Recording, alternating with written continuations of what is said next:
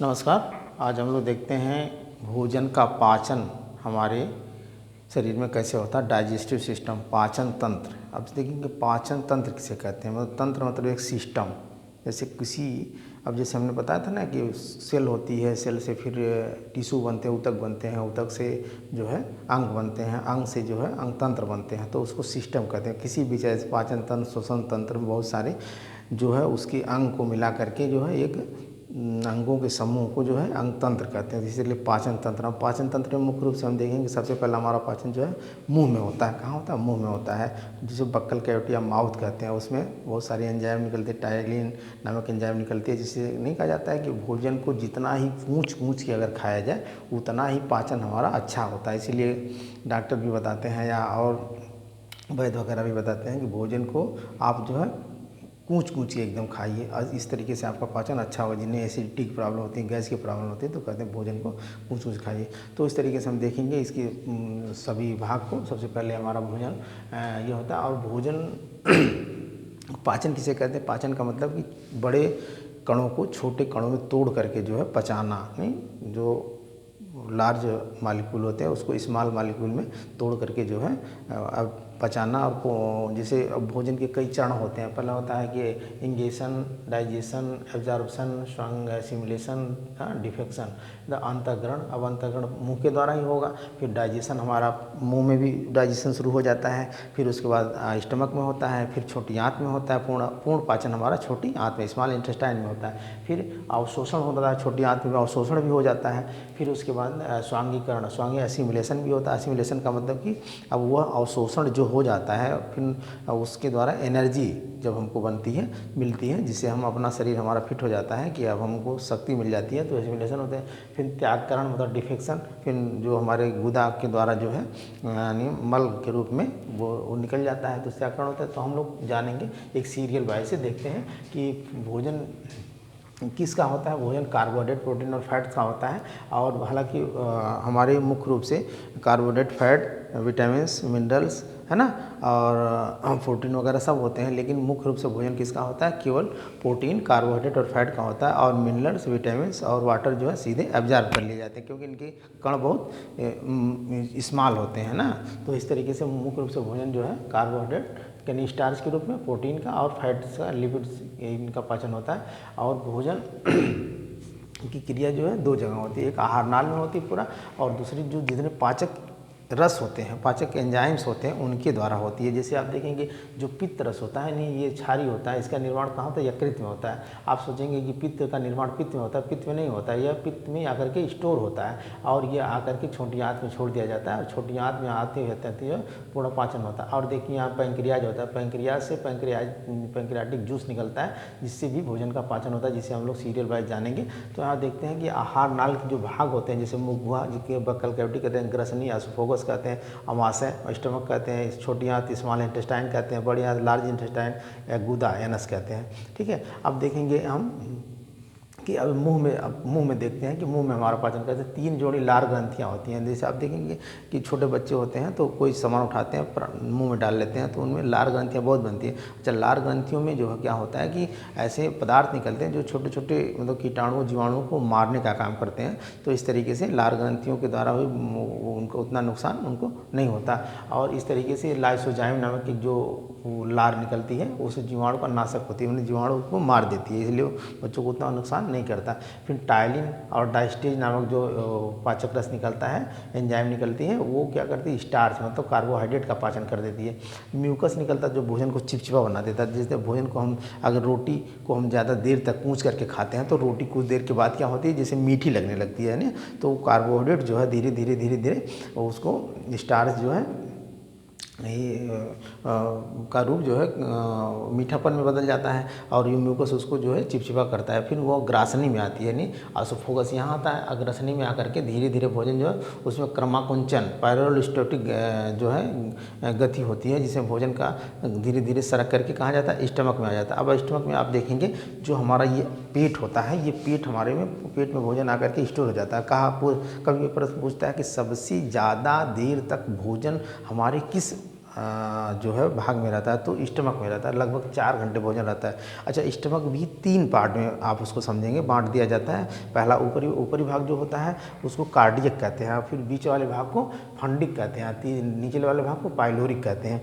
तो जो ये ऊपरी वाला भाग होता है नहीं, जो कार्डियक भाग होता है, ये कार्डियक भाग जो होता है इसमें HCl मतलब हाइड्रोक्लोरिक एसिड का स्राव होता है। यह स्राव जो क्या करता है, कीटाणुओं को मार देता है, क्योंकि ये अम्लीय होता है। अच्छा, कभी कभी आप देखें कि भोजन करते ही अगर कुछ देर के बाद आपको उल्टी वगैरह हो जाती है तो आपका जो है गला जलने लगता है, यानी एसिड टाइप होता है। तो फिर लोग इनो वगैरह पीते हैं या इस तरीके से नींबू का पानी बना करके पी लेते हैं, तो वो जो है ये आराम हो जाता है। तो इस तरीके से ये HCl। अच्छा, यहाँ पे जो है इस तरीके से दानेदार इस तरीके से संरचनाएं होती हैं जिसको फंडिक कहते हैं। ये भोजन में पाचन नहीं होता, ये क्या करता है, इसको रोक के रखता है भोजन को। डायरेक्ट भोजन यहाँ सड़क के नहीं आता है, यहाँ कुछ देर तक रुकता है लगभग। तो इसके बाद फिर जो आपका निचला भाग पाइलोरिक होता है, इसमें 2 प्रकार की पाचक रस निकलते हैं, जिसको पेप्सिन और रेनिन।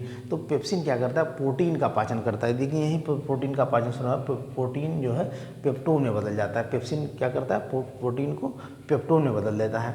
और फिर ये जो है रेनिन का पाचन होता है। रेनिन का पाचन क्या करता है, रेनिन जो है दूध को दही में बना देता है। किस में बना देता है, दही। जैसे छोटे बच्चे हैं, आप देखेंगे जब वो दूध पी करके ऐसे उल्टी करते हैं तो वो दही उसको फाड़ देता है। तो इस तरीके से यानी यहाँ पे किसमें, पाइलोरिक वाले भाग में, स्टमक पाइलोरिक वाले में पेप्सिन और रेनिन। पेप्सिन प्रोटीन को पेप्टोन में बदल देता है और रेनिन दूध को दही में बदल देता है। बस इतना ही आप जानें। फिर हम लोग चलेंगे कहाँ पे, छोटी आंत, स्मॉल इंटेस्टाइन। अच्छा, स्मॉल इंटेस्टाइन में हमारा पूर्ण पाचन होता है। अच्छा, यहाँ देखिए ये पैंक्रियाज है, मतलब कि अग्नाशय है, और यहाँ पे ये लीवर यकृत है, और यहाँ पे पित्ताशय है। तो लीवर से पित्त बना, नहीं बाइल बना, और उसके बाद आकर के गॉल ब्लैडर में जो है आकर के पित्ताशय में आकर के ये हो गया, और यहाँ से धीरे धीरे फिर छोटी आंत में जब भोजन आता है। अच्छा, यहाँ देखें कि जब हमारा भोजन मुंह में जब पूंछ के हम खाते हैं तो उसको क्या कहते हैं, उसको बोलस कहते हैं। और फिर यहाँ आ जाता है, जब यहाँ पे पाचन हो जाता है, मतलब HCl वगैरह मिल जाते हैं, तो भोजन जो है एक तरीके से अम्लीय हो जाता है। अच्छा, आपका क्वेश्चन ये भी बनता है कि भाई जब वो अम्लीय होता है तो हमारी आंत की दीवार को क्यों नहीं वो जो है काट देता है, इतना अम्लीय होता है। तो लेकिन आंत की दीवार को इसलिए नहीं काट पाता क्योंकि इसकी चारों तरफ एक परत होती है। ये आंत के चारों तरफ एक परत होती है और मोटी परत होती है, तो ये उसमें उतना नुकसान नहीं कर पाता। फिर हम देखते हैं ये अग्नाशयी रस जो है पैंक्रियाज, जो यहाँ ये पूर्ण पाचन इसको माना गया है, इसलिए कि इसमें ट्रिप्सिन क्या करता है, प्रोटीन को पेप्टाइड में बदल देता है, और एमाइलेज स्टार्च का पाचन करता है। इसके 3 जो पाचक रस निकलते हैं, कौन कौन से, ट्रिप्सिन, एमाइलेज और लाइपेज। एंड ट्रिप्सिन क्या करता है, प्रोटीन को पेप्टाइड में बदल देता है। अब आप जानते हैं कि मुख्य रूप से कार्बोहाइड्रेट, फैट्स और प्रोटीन का ही पाचन होता है। तो आप देखें यहाँ पे, यानी ये प्रोटीन का पाचन कर दिया, ये कार्बोहाइड्रेट स्टार्च का पाचन कर दिया, यानी स्टार्च में कार्बोहाइड्रेट का पाचन किया, और ये लाइपेज जो है फैट का पाचन कर दिया। तो तीनों का पाचन कहाँ पे हो जाता है, छोटी आंत में। अब छोटी आंत में जो होता है, फिर ये देखें अब इधर से ये जो पित्ताशय से पित्तरस भी निकलता है। अच्छा, पित्तरस क्या करता है कि पित्ताशय में पित्तरस क्या आता है कि भाई छोटी आंत में जब पाचन होने के लिए आता है तो पहले तो ये भोजन यहाँ पे अम्लीय रहता है, फिर वो यहाँ आता है तो ये पित्ताशय द्वारा जब पित्तरस निकलता है तो क्षारी, वो अभी अम्लीय भोजन होगा तो पाचन नहीं हो पाएगा। तो वो पित्ताशय से जब पित्तरस निकलता है दोनों मिल जाते हैं, अम्लीय और क्षारी मिल करके इस तरीके से उदासीनीकरण भोजन का हो जाता है। तो वहाँ आते हैं तो यहाँ पे भोजन का पाचन जो है छोटी आंत में यहाँ से यहाँ ड्यूडेनम, जियोजेनम और ये इलियम में आते हैं सबसे निचले भाग में। तो इलियम वाले भाग में जो है भोजन का पाचन होता है। तो देखिए भोजन क्षारी होता है, पित्त रस जब मिल जाता है तो उसका पीएच मान जो पित्त का जो है लगभग 8 होता है। तो वसा का पाचन को इमल्सिफिकेशन कहते हैं, यानी उसी में वसा का फिर पाचन हो जाता है। तो पित्त कोई एंजाइम नहीं है ना, फिर भी ये पाचन करता है। छोटी आंत। फिर देखते हैं यहाँ पे जैसे पित्त के द्वारा ये छोटी आंत में बड़ा आसान है, देखेंगे माल्टेज जो है माल्टोज का पाचन करता है, ठीक है। और सुक्रेज जो है सुक्रेज जो है सुक्रोज का पाचन करता है, ग्लैक्टेज जो है ग्लैक्टोज का पाचन करता है, और इरेप्सिन जो है पेप्टाइड का पाचन करता है, पेप्टाइड को अमीनो एसिड में बदल देता है। तो यहाँ आप देखेंगे कि मतलब यहाँ पे भी पाचन आपका पूर्ण रूप से हो गया। यहाँ पाचन हुआ छोटे आंत ट्रिप्सिन एमाइलेज लाइपेज द्वारा जो अग्नाशयी रस के द्वारा निकला, और फिर पित्त के द्वारा जो पाचन हुआ यानी माल्टोज को, सुक्रेज सुक्रोज को, गैलेक्टोज को, इरेप्सिन जो है यानी प्रोटीन को पेप्टाइड में, और पेप्टाइड तोड़ करके उसको अमीनो एसिड में बदल देता है। तो इस तरीके से यहाँ छोटी आंत में ये आपका पूरा पाचन हो जाता है। ये डियोडिनम, ये जियोजिनम और ये इलियम। मान लीजिए यहाँ पे ये डियोडिनम वाले डी कर देते हैं, और यहाँ आपका ये इलियम जियोजिनम हो गया, और यहाँ आपका ये इलियम हो गया, ठीक है, ये इलियम हो गया। तो इलियम में ही पूर्ण पाचन आपका हो जाता है। इलियम वाले छोटे निचले वाले भाग में जो है इलियम का पूर्ण पाचन हो जाता है। फिर यहाँ देखेंगे पाचन भी होता है और फिर उसके बाद अब्जॉर्प्शन भी हो जाता है। छोटी आंत में भोजन का क्या हो जाता है, अब्जॉर्प्शन भी हो जाता है, नहीं और शोषण भी हो जाता है। फिर बचता क्या है, पानी बचता है, यानी वाटर बनता है, जल बचता है। जल फिर कहाँ चला जाता है, बड़ी आंत में। तो बड़ी आंत क्या करती है, जल का अवशोषण करती है। क्वेश्चन आता है कि भोजन का पाचन जो है अवशोषण मतलब छोटी आंत में होता है, और जल का अवशोषण बड़ी आंत में होता है, लार्ज इंटेस्टाइन में जल का अवशोषण होता है। फिर उसके बाद यहाँ आता है, जब यहाँ सबसे बड़ी आंत के निचले भाग में आता है, जो अब देखेंगे बड़ी आंत की सबसे यहाँ पे जो बड़ी आंत है इसके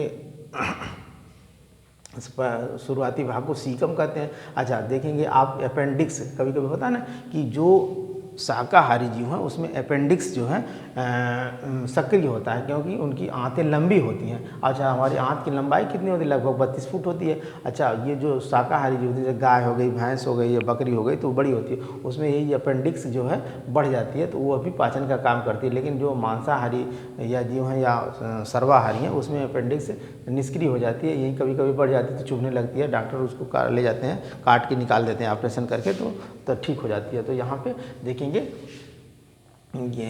ये हो गया। और बड़ी आंत में जो किसका अवशोषण हो गया, जल का। फिर भोजन धीरे धीरे कहाँ आ गया, रेक्टम में आ गया। रेक्टम में जब आता है भोजन तो वहाँ बाइलिरुबिन नामक जो है एक पिगमेंट होता है, पीला रंग पदार्थ होता है, उसमें भोजन मिल करके पीला नहीं लैटिन फिर पीले रंग का होकर के फिर गुदा के द्वारा धीरे धीरे निकल जाता है। अब यहाँ से भोजन आया तो बोलस के यहाँ काइल, फिर यहाँ नीचे आ गया तो यहाँ काइम से काइल बन गया। इस तरीके से आपका भोजन जो है भोजन का पूरा पाचन हो जाता है। तो इस तरीके से देखते हैं कि भोजन सबसे पहला भोजन का पाचन कहाँ होता है, मुंह में होता है। और कौन से एंजाइम, टाइलिन नामक एंजाइम, लाइसोजाइम नामक, डायस्टेज नामक, म्यूकस। और फिर उसके बाद पाचन कहाँ आपका होता है, स्टमक में होता है। फिर पाचन कहाँ होता है, छोटी आंत में होता है ना। अब तो ये इस तरीके से फिर अच्छा जल का अवशोषण कहाँ होता है, जल का अवशोषण आपका होता है बड़ी आंत में होता है, लार्ज इंटेस्टाइन में होता है। तो इसे हम लोग देखें। धन्यवाद।